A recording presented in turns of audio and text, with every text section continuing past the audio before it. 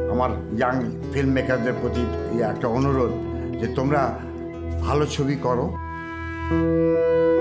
চলচ্চিত্র আমার কাছে ধর্ম, আর চলচ্চিত্র দেখা আমার কাছে আরাধনা। এভাবে চলচ্চিত্রকে শুধু ভালোবেসে নয়, ধর্ম মনে করে আজীবন চলচ্চিত্র আরাধনায় জীবন কাটিয়ে দিয়েছেন চলচ্চিত্র ধর্মে বিশ্বাসী একজন চিরতরুণ হায়দার রিজভী। আমি আমার ছাত্রদের সঙ্গে বলে আসি যে you have to have a backup. Kishoreganj শহরে ১৯৪৪ সালে জন্মগ্রহণ করে স্কুল কলেজের পাঠ চুকিয়ে লন্ডনে গিয়েছিলেন চার্টার্ড অ্যাকাউন্টেন্সি পড়তে। কিন্তু চলচ্চিত্রের সঙ্গে যার সখ্য, তার কি আর মন বসে এই হিসেব নিকাশে? তাই দীর্ঘ সময় বিদেশ বিভুঁয়ে নিজেকে নিমগ্ন রেখেছেন চলচ্চিত্রেই।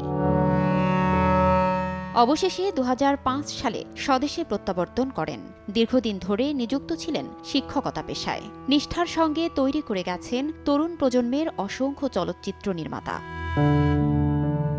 কেবল পুঁথিপাঠের শিক্ষক ছিলেন না, নিজে চলচ্চিত্রকে যেভাবে অনুভব করেছেন সেভাবেই অনুভব করাতে চেয়েছেন অনুরাগীদের। ক্লাসে শিক্ষার্থীদের মধ্যে কেবল তথ্যের ফুলঝুরি ছড়াননি, বরং শিক্ষার্থীদের চলচ্চিত্রের রূপ, রস, ঘ্রাণের সন্ধান দিতে চেয়েছেন, যা চলচ্চিত্র চিন্তার বীজ হয়ে অনুজদের হৃদয়ে রোপিত হয়ে সুঘ্রাণ ছড়াবে অনন্তকাল। ফিল্ম ল্যাঙ্গুয়েজে একটা বিরাট জিনিস চলে এসেছে, সেটা হলো সাউন্ড ডিজাইন।